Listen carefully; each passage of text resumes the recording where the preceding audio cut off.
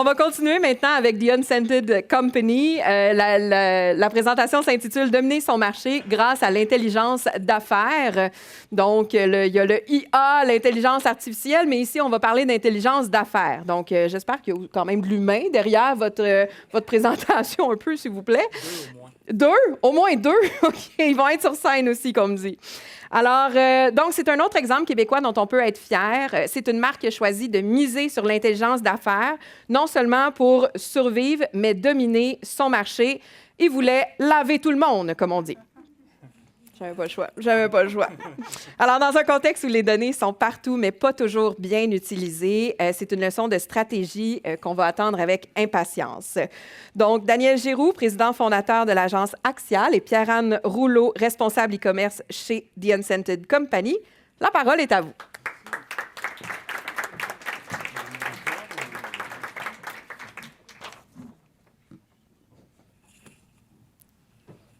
Bonjour tout le monde. Bonjour Pierre-Anne. Bonjour.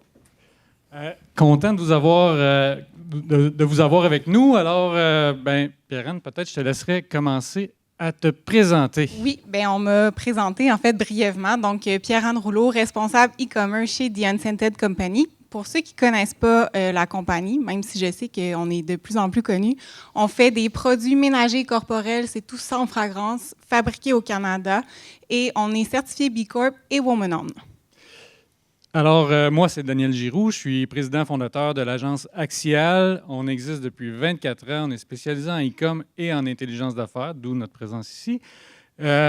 B Corp également, donc on parle beaucoup d'IA, on va en parler un petit peu à travers notre présentation. L'IA consomme quand même beaucoup d'énergie, fait qu'en tant que B Corp, on est soucieux de ça. Alors, je vais commencer avec une petite question. J'ai quand même utilisé l'IA dans mes images, comme vous pouvez voir. Qui a déjà attendu après un rapport ou des données pour réussir à prendre une bonne décision? Quand même, hein? Pas mal de monde.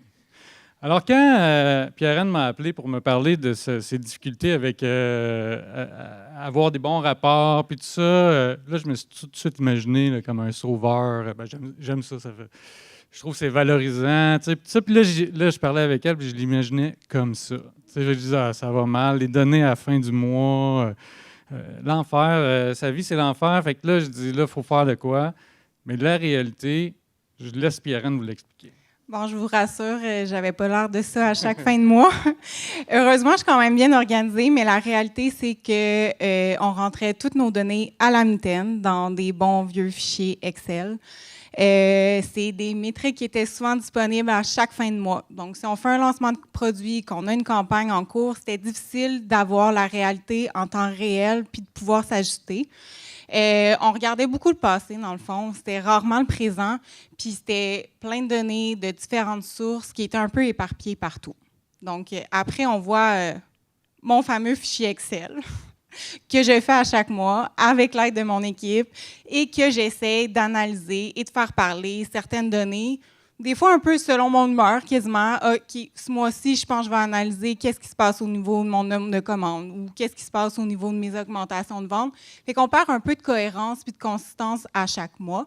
Donc, grâce à Axial, on en arrive avec un tableau de bord beaucoup plus dynamique qui me permet de me donner une réalité en temps réel, de m'ajuster aussi selon les objectifs qu'on veut atteindre. Fait que ça a l'air facile tout ça, mais on va vous expliquer comment on est arrivé à ça. C'était vraiment facile pour vrai. Fait que concrètement, non.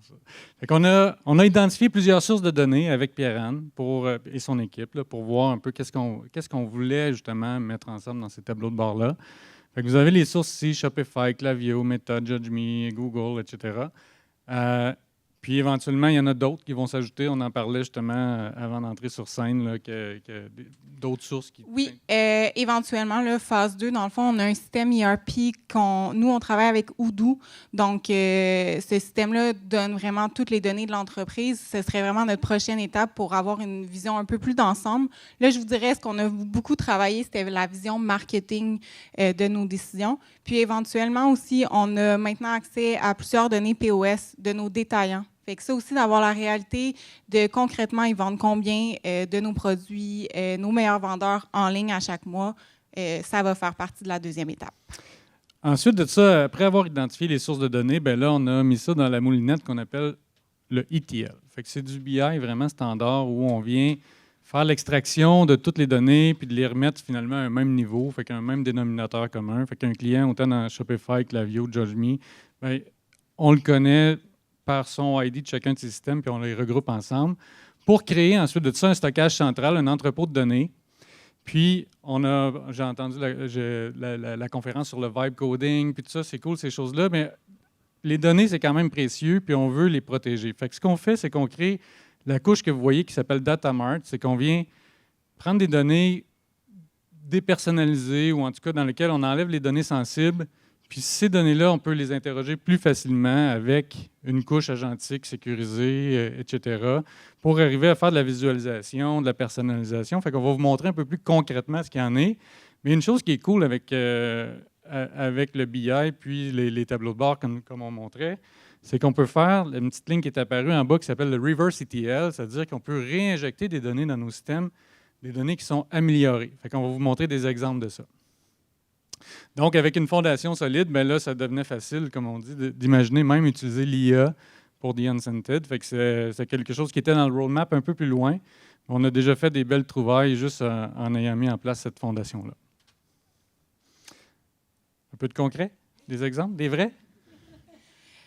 Je ne sais pas qui dans la salle travaille avec Klaviyo, mais entre vous et moi, j'adore Klaviyo. La seule chose, c'est que si on avait travaillé avec leur CDP, leur Customer Data Platform, ça nous aurait coûté environ 1 700 $ par mois, puis je n'aurais pas eu le contrôle à 100 % de mes données. Avec un entrepôt de données, bien, on peut avoir un meilleur contrôle, c'est-à-dire qu'on peut vraiment venir décider, puis là, c'est une petite animation, ça va vite un peu, mais par exemple, c'est quoi un client fidèle? Combien il faut qu'il achète? C'est quoi le panier moyen qu'on cherche réellement pour faire une vraie segmentation? Puis ensuite de ça, avec la segmentation qu'on aura fait, bon, c'est plus détaillé que ça dans la vraie vie, là, c'est juste pour fin de présentation, bien, on peut décider de nos actions prioritaires. Comme par exemple, faire un projet de Reverse ETL que je te laisse expliquer. Oui. Dans le fond, Axial m'est arrivé avec 5 segments différents. Les classiques, là, les clients VIP, mais il y en avait un qui attirait un peu mon attention, puis c'était des gens qui étaient engagés avec notre contenu. Fait qu'ils ouvraient nos infolettes, ils cliquaient, mais ils n'avaient jamais passé d'achat encore jusqu'à aujourd'hui. Fait que moi, j'ai voulu comprendre c'était quoi leurs freins. Puis on l'a mentionné au début, souvent la livraison gratuite, puis moi, je me fais casser les oreilles par tout le monde dans l'entreprise. Il faut diminuer le panier moyen pour la livraison gratuite, qui est actuellement à 95 $. Donc, je me suis dit, bien, pourquoi pas le tester?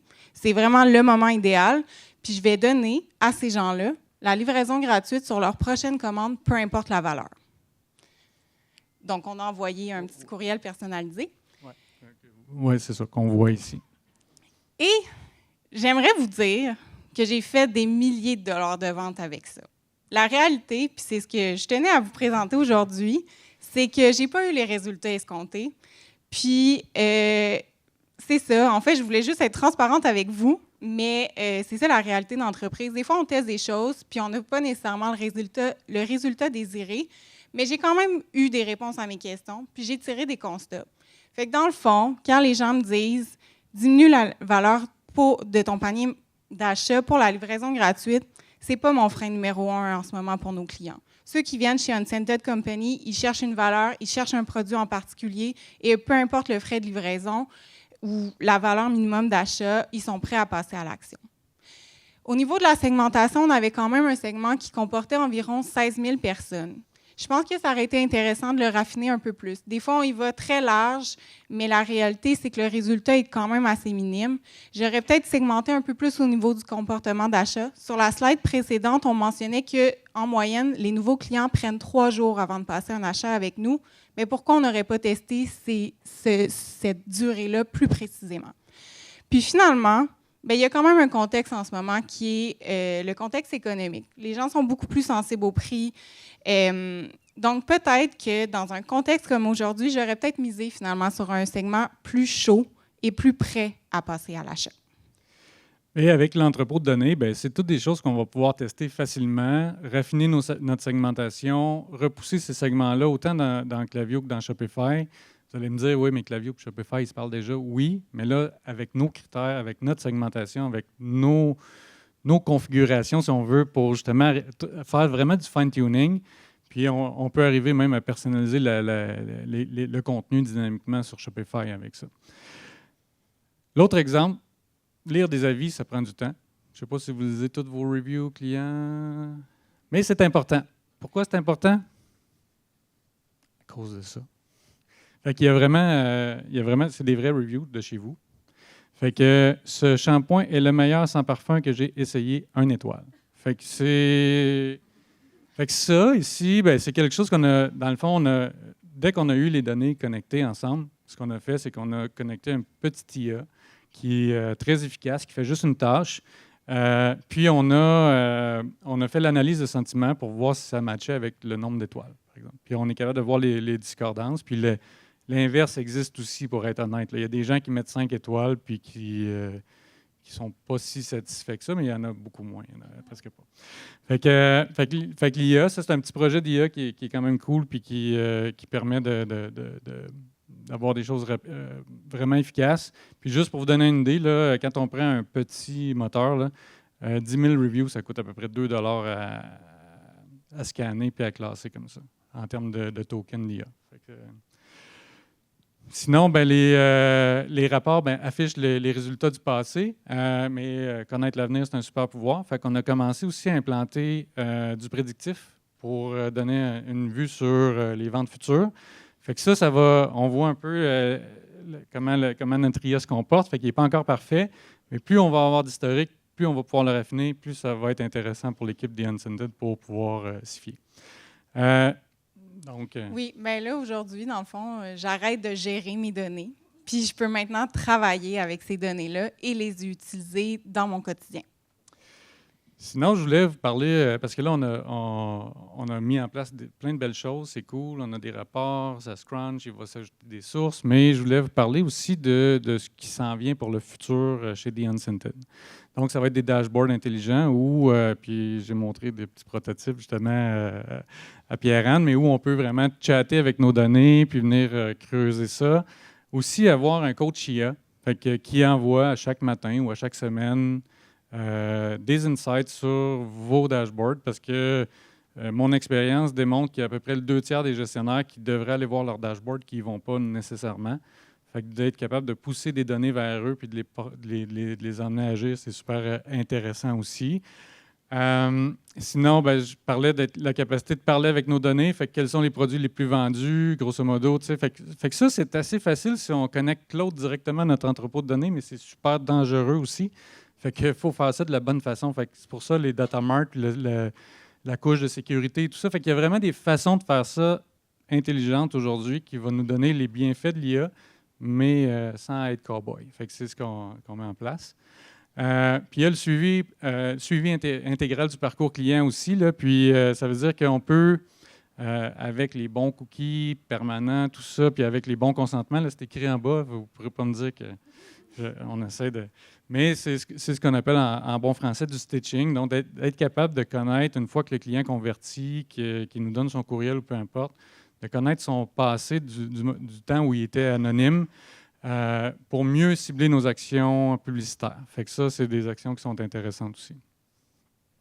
Donc, en résumé, le BI rend l'IA plus performant ou plus efficace. L'IA, je pense... rend lui-même plus performant.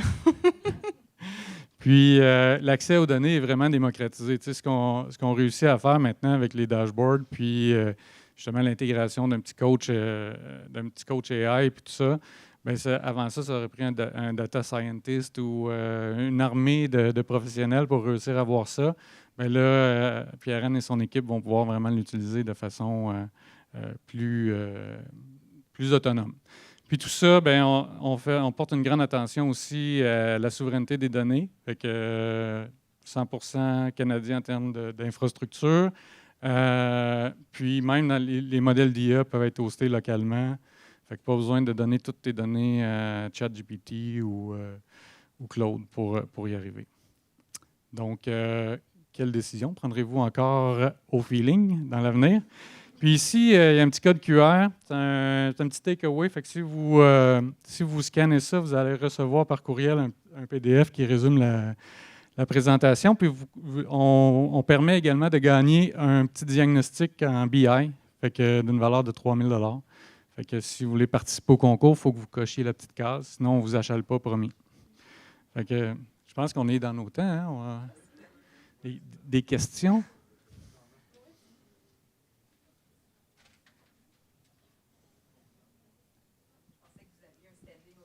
Ouais. C'est ça, vous êtes... Bon, inscrivez-vous, puis après ça, on prend des questions.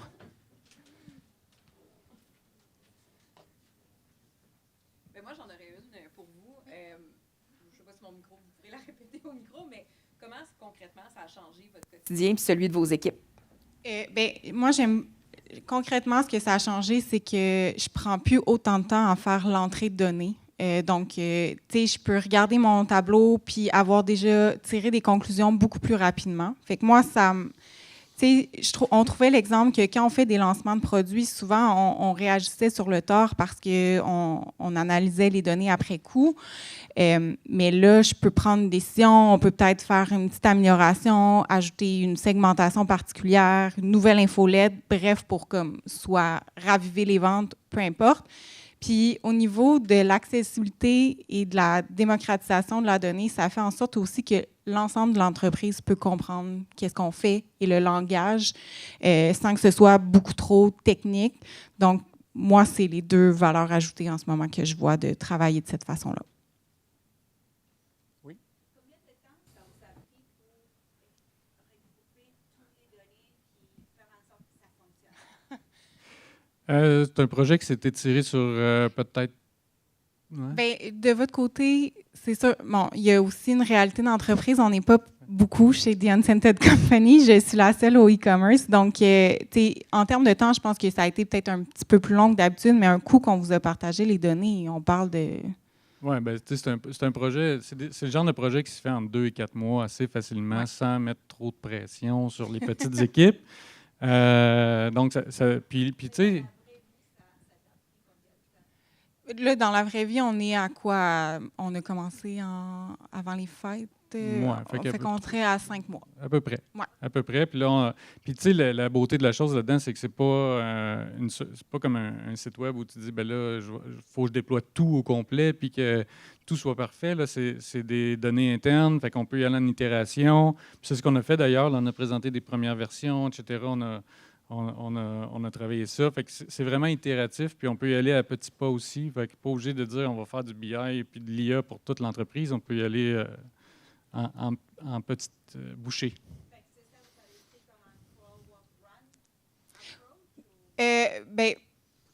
Nous, en fait, l'objectif numéro 1, c'était beaucoup au niveau accès marketing. Fait qu'on n'a pas inclus, on n'a pas connecté notre ShipStation encore, au niveau opérationnel et tout. Donc, la première étape, c'est vraiment le marketing. Puis, ce qui était plus long, je pense, des fois, c'est au niveau visuel que le dashboard soit compréhensif par tout le monde. Parce que là, c'est un travail avec des développeurs, avec des gens qui travaillent moins des fois avec la donnée. Fait que je pense que c'est là, peut-être, parfois, la portion la plus longue du travail, c'est que là, on s'assure que tout le monde comprend puis on parle tous le même langage. De rien. D'autres questions? Bien, merci tout le monde. Merci.